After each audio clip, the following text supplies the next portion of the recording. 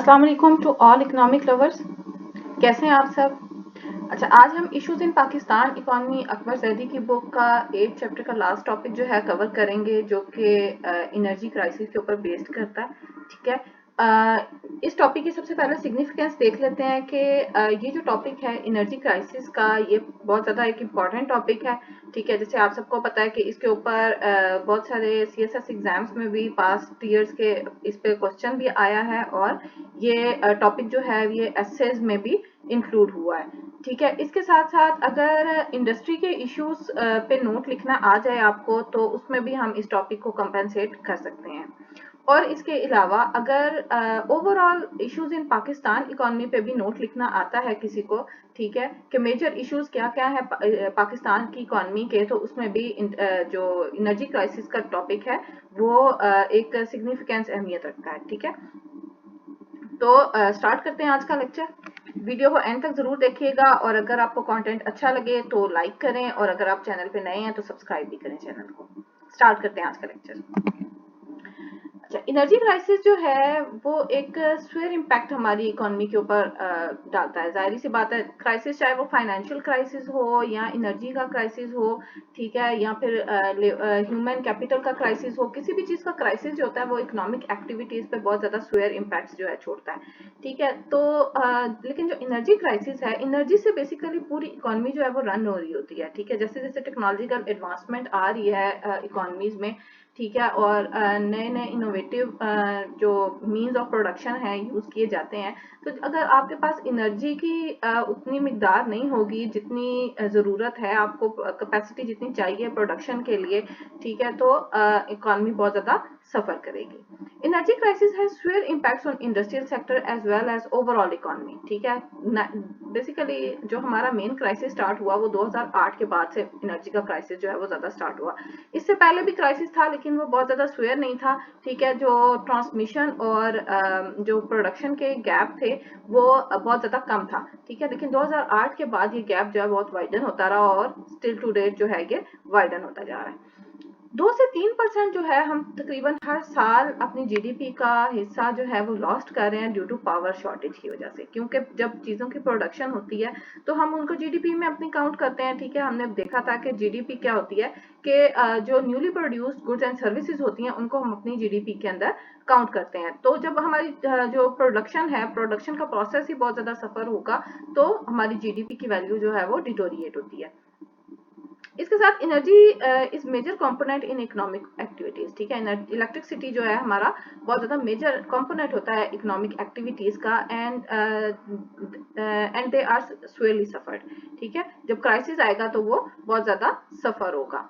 Textile industry और power looms जो हैं उनके सिग्निफिकेंट लॉसेस हो रहे हैं, क्योंकि मेजर जो टेक्सटाइल इंडस्ट्री है वो मशीनरी, हैवी मशीनरी पे चलती है, और अगर पावर शॉर्टेज होगा तो क्या होगा कि उससे मैन की जो प्रोडक्टिविटी है, मैन लेबर जो है उसकी प्रोडक्टिविटी वो भी इफेक्ट होगी बहुत ज्यादा, और प्रोडक्शन प्रोसेस में भी बहुत ज्यादा डिफरेंस आएगा। ठीक, एक रिपोर्ट रिलीज हुई 2012 में एशियन डेवलपमेंट बैंक के थ्रू, और उन्होंने कहा कि जो एब्सेंस है एनर्जी की वो बहुत ज्यादा मेन कंस्ट्रेंट है फॉर इकोनॉमिक ग्रोथ। ठीक है, अगर जो एनर्जी की एब्सेंस रहेगी इकोनॉमी में, तो इकोनॉमिक ग्रोथ में बहुत ज्यादा ऑब्स्टिकल्स आएंगी। ठीक है, और उन्होंने क्या सजेस्ट किया कि लोड मैनेजमेंट को आप जो है वो मैनेज करें, बेसिकली जो पावर लोड है उसको मैनेज करें, तो ताकि कमर्शियल लॉसेस को मिनिमाइज किया जा सके। पाकिस्तान में क्या होता है कि जो हमारे मेन इंडस्ट्री है वो बेसिकली पंजाब सेक्टर में है। पंजाब प्रोविंस में मेन इंडस्ट्री जो टेक्सटाइल से रिलेटेड हैं, ठीक है, वो सारी पंजाब में है। तो जो ज्यादा इलेक्ट्रिसिटी शॉर्टेज का इशू है वो भी ज्यादा पंजाब में और सिंध में है। ठीक है, तो जबकि फेडरल में इतने इश्यूज नहीं है।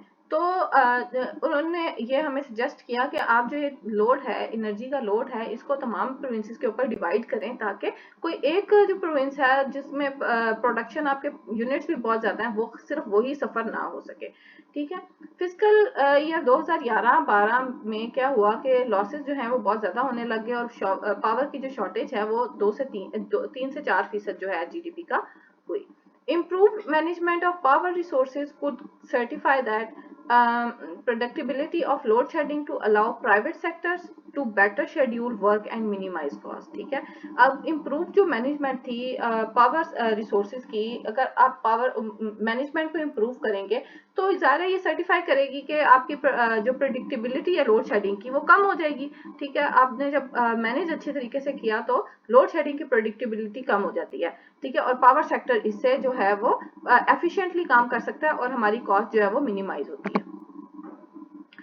एस्टिमेट्स जो है वो शो ये करते हैं कि loss of 13% of total manufacturing sale जो है विच अप्रोक्सीमेटली 130 बिलियन। ठीक है, 2012 में हमने जो है 13% अपना मैन्युफैक्चरिंग सेक्टर का लॉस किया सिर्फ एनर्जी क्राइसिस की वजह से, जो कि तकरीबन 130 बिलियन बनता है। तो आपको अमाउंट से अंदाजा हो रहा होगा कि बहुत बड़ा लॉस है इकोनॉमी के लिए। ठीक है, जबकि हमारी इकोनॉमी पहले ही डेफिसिट्स में चल रही है, तो अगर इतने बड़े लॉसेज जो हैं सिर्फ एक एनर्जी सेक्टर की वजह से आएंगे तो इससे इकोनॉमी जो है वो मजीद उसका डाउनफॉल होता जाएगा। Energy crisis is hitting the industry at multiple levels.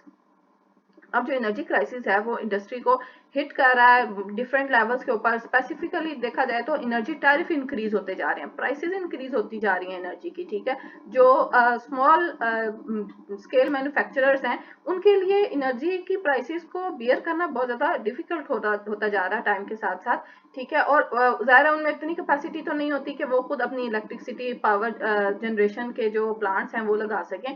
ठीक है, अब तो फिर बहुत ज़्यादा टेक्नोलॉजी आ गई है और लोग जो है बहुत ज़्यादा सोलर पे शिफ्ट हो गए हैं, सोलर एनर्जी से चीज़ों को रन करने लग गए हैं। लेकिन इससे पहले 2012-14 की बात अगर करें तो तब इतना सोलर सिस्टम का ट्रेंड नहीं था इकोनॉमी में, और उस टाइम जो है वो बहुत ज़्यादा लॉसेस फेस करने पड़े थे हमें।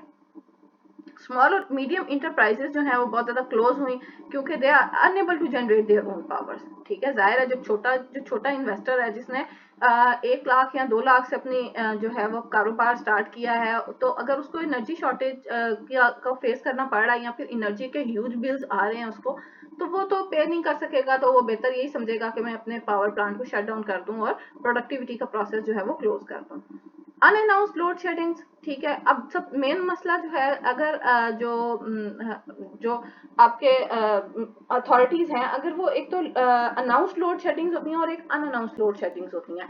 अनाउंस जब लोड शेडिंग होती है तो लोग अपने काम को मैनेज उस तरीके से करते हैं ताकि जो लोड शेडिंग आवर्स हैं उनमें काम अगर बंद भी हो तो बहुत ज्यादा इफेक्ट ना हो सके। लेकिन अगर अनअनाउंस्ड लोड शेडिंग्स होंगी, हमारे बहुत सारे पंजाब के ऐसे एरियाज हैं, देहात हैं, जहाँ पे इवन दिन के सिर्फ कुछ घंटे बिजली आती है, बाकी पूरा पूरा दिन जो है वो बिजली नहीं आती। तो ये अनअनाउंस्ड लोड शेडिंग है। आपने भी बहुत ज्यादा ऑब्जर्व किया होगा कि अगर गाँव वगैरह की साइड पे कहीं जाएंगे तो वहां पे अगर लोड शेडिंग और उनसे पूछा जाए कि बिजली कब वापस आएगी तो वो कहते हैं कि हमें कोई पता नहीं है कि कब वापस आएगी, कि गवर्नमेंट अथॉरिटीज ने कोई अनाउंस नहीं किया हुआ होता कि बिजली जो है अगर गई है तो किस टाइम पे वापस आएगी।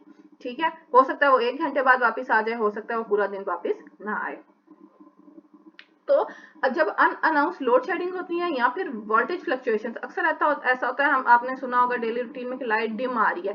ठीक है, या फिर कम वोल्टेजेस आ रहे हैं जिससे हमारी जो इलेक्ट्रिक अप्लायंसेस हैं, रेफ्रिजरेटर्स, टीवी या फिर और भी बहुत सारी चीजें जो इवन घरों में यूज होती हैं, इंडस्ट्रियल सेक्टर को अगर छोड़ भी दिया जाए तो वो बहुत ज्यादा इफेक्ट होती हैं। ठीक है, वो बहुत ज्यादा खराब हो जाती हैं जिससे हमारा मिलियंस का लॉसेस जो है वो हमें फेस करने पड़ते हैं।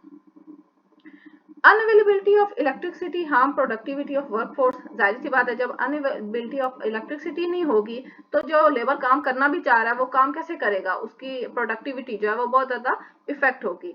अकमल हुसैन ने 2012 में एक रिपोर्ट जो है वो पब्लिश की और उसमें उसने कहा कि जो कोर पावर क्राइसिस जो है वो 3 फैक्ट्स हैं।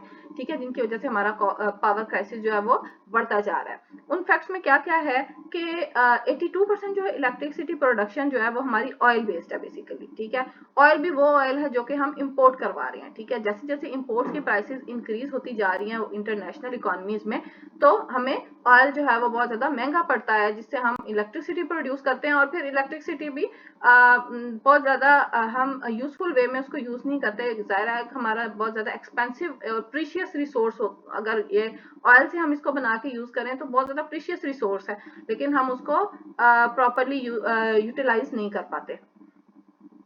Average cost of electricity is so high. ठीक है। एवरेज कॉस्ट जो है हमारी इलेक्ट्रिसिटी की हमें बहुत ज़्यादा हाई पड़ती है, और गवर्नमेंट जो है वो पहले ही फिजिकल डेफिसिट्स में है, ठीक है। तो उनके पास इतनी कैपेसिटी नहीं है कि वो जो हाई कॉस्ट है उसकी वो बियर कर सकें, और उनके पास इतनी, गवर्नमेंट के पास इतनी सब्सिडी भी नहीं है कि वो सब्सिडी प्रोवाइड कर सकें जो पुअर प्रोड्यूसर्स हैं या लोग हैं उनको, ताकि वो इलेक्ट्रिसिटी को खुद जनरेट करें या फिर उनको इलेक्ट्रिसिटी से की सब्सिट्यूट्स जो हैं वो अवेलेबल हो सकें।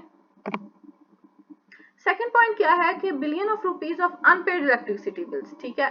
प्रोविंशियल लेवल पे, सेमी ऑटोनोमस कॉर्पोरेशन लेवल पे, फेडरल लेवल पे बहुत सारी ऐसी अथॉरिटीज हैं जो कि बिल जो है वो टाइमली पे नहीं करती। सो जो जनरेशन प्लांट्स हैं, ठीक है, जो जनरेटर्स हैं इलेक्ट्रिसिटी के या एनर्जी के, तो उनके लिए बहुत ज्यादा डिफिकल्ट हो जाता है कि वो कॉस्ट को बियर नहीं कर पाते, क्योंकि उनके बिल्स जो हैं वो उनको रिकवर नहीं हो पा रहे, तो उनके लिए मजीद उसको प्रोड्यूस करना डिफिकल्ट हो जाता है। Recovery of this shortfall prevents government from paying its dues, ठीक है। अब रिकवरी शॉर्टफॉल है बहुत ज्यादा, तो वो ड्यूज नहीं पे कर पाते, ठीक है। टू इंडिपेंडेंट पावर प्रोड्यूसर्स, जो पावर प्रोड्यूस कर रहे हैं, who are forced to cut back their production, ठीक है। तो वो फोर्स होते हैं ताकि वो अपनी प्रोडक्शन को कट बैक कर दें।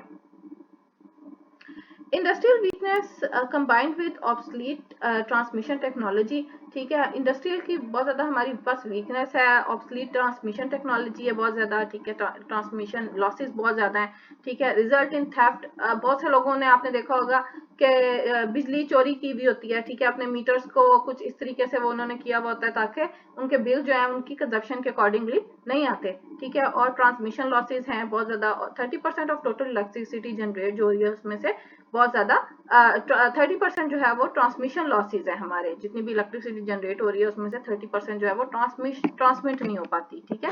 बिकॉज हमारे पास इंफ्रास्ट्रक्चर नहीं है प्रॉपर, तारों का सिस्टम नहीं है, ठीक है। प्रॉपर हमारे पास अंडरग्राउंड सिस्टम नहीं है इलेक्ट्रिसिटी को डिस्ट्रीब्यूट करने का। लॉन्ग टर्म सॉल्यूशन हमारा क्या है कि हम इन्वेस्ट करें हाइड्रो इलेक्ट्रिक पावर पे, ठीक है। क्योंकि पानी जो है एक सस्ता सोर्स है, ठीक है। इससे अगर हम बिजली बना लेंगे तो हमें थोड़ी सी कॉस्ट फ्रेंडली भी पड़ेगी और एफिशिएंट भी होगी, ठीक है। और खुद ही इसको हम प्रोड्यूस भी इजीली कर सकते हैं।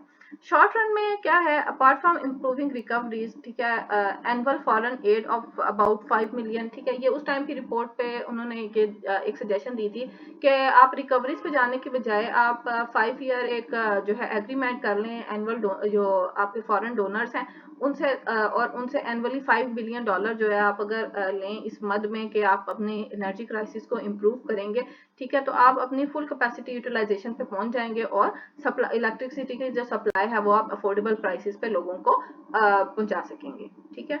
शॉर्टफॉल जो है हमारा वो अराउंड 5000 मेगावाट था 2012 में, ठीक है।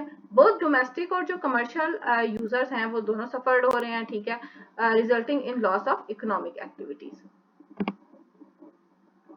Most of economic activity in Pakistan occurred in Punjab, ठीक है। जैसे हमने पहले भी बात की कि ज्यादातर जो इकोनॉमिक एक्टिविटीज हैं वो पंजाब के एरिया में होती हैं, क्योंकि वहाँ पे ज्यादा पावर लूम्स हैं, टेक्सटाइल इंडस्ट्री लगी हुई है बहुत ज्यादा, ठीक है। मुल्तान में, फैसलाबाद में सारी टेक्सटाइल की वजह से बहुत ज्यादा फेमस है, ठीक है। तो इसकी वहाँ पे जब इलेक्ट्रिसिटी या पावर लॉसेज होते हैं, ठीक है, तो उनकी जो प्रोडक्शन है वो बहुत ज्यादा इफेक्ट होती है।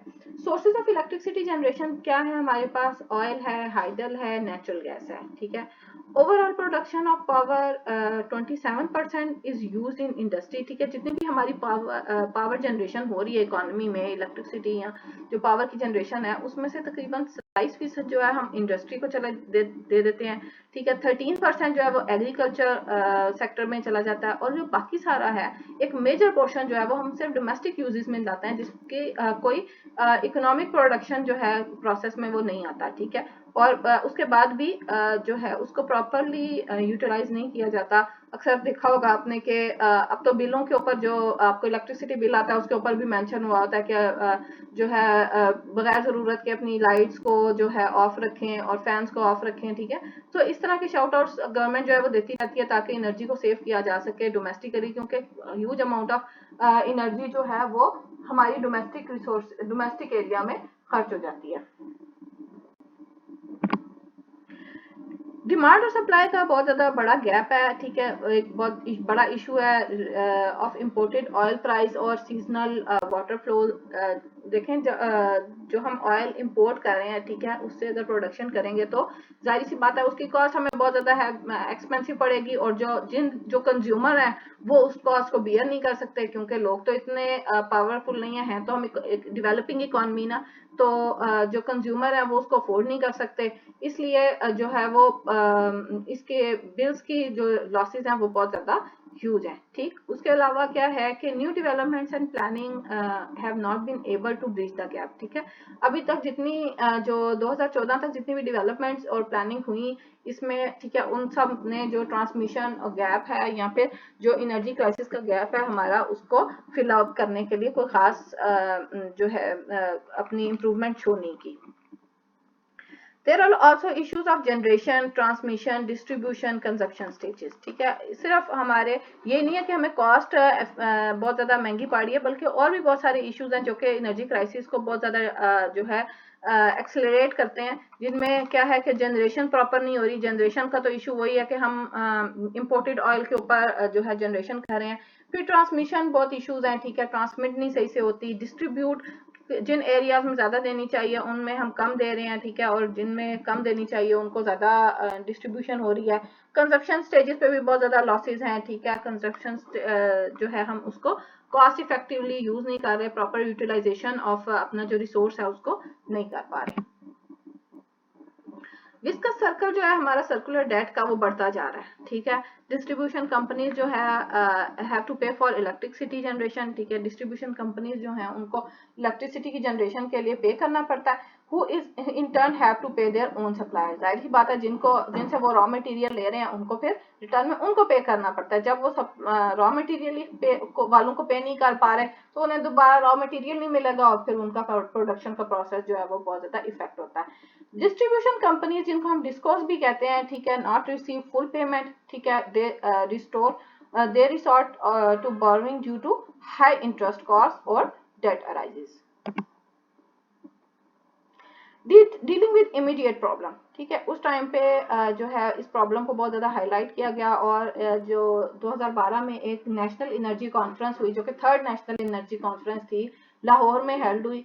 ठीक है, और उसका जो है मेन जो उसके हाइलाइट्स थे वो क्या था कि इमीडिएट मेजर्स लिए जाएं ताकि हम एनर्जी के इश्यूज को रिसॉल्व कर सकें। जिसमें सबसे मेन जो मेजर लिया गया वो ये लिया गया कि distribute the load of shortfall in all provinces. जो भी शॉर्टफॉल हो रहा है वो सारे प्रोविंसेस में होना चाहिए, बजाय कि आप सिर्फ पंजाब में या सिंध में शॉर्टफॉल करें, बल्कि जितने भी प्रोविंसेस अब उसमें शॉर्टफॉल को इजीली डिस्ट्रीब्यूट किया जा सके, ताकि एक तो डिस्पैरिटी खत्म हो सके, इक्वालिटी आ सके। ठीक है, उसके अलावा क्या है कि गवर्नमेंट ऑफिस को जो है वीक में 5 दिन रन किया जाए, ठीक है, ताकि एनर्जी की मैक्सिमम जो यूटिलाइजेशन है उसको थोड़ा सा रिड्यूस किया जाए। हफ्ते के दिन की छुट्टी दी गई, ठीक है, और Monday, Tuesday, Wednesday, Thursday and Friday, ये 5 दिन जो है वो गवर्नमेंट ऑफिस को वर्किंग में लाया जाए।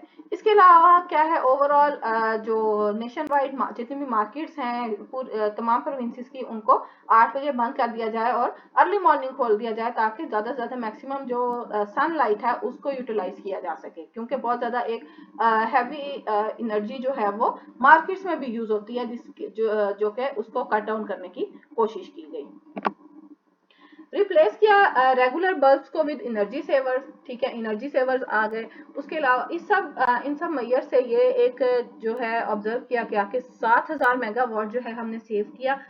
सिर्फ 5 डे वर्किंग शेड्यूल जो है ऑफिस का, उसको रखने से सिर्फ जो है वो 7000 मेगावाट एनर्जी को सेव किया गया। और इसी तरह के अगर हम और मेजर्स लेते रहें तो इससे क्या होगा कि ज़्यादा जो एनर्जी क्राइसिस है उससे हम बच सकेंगे।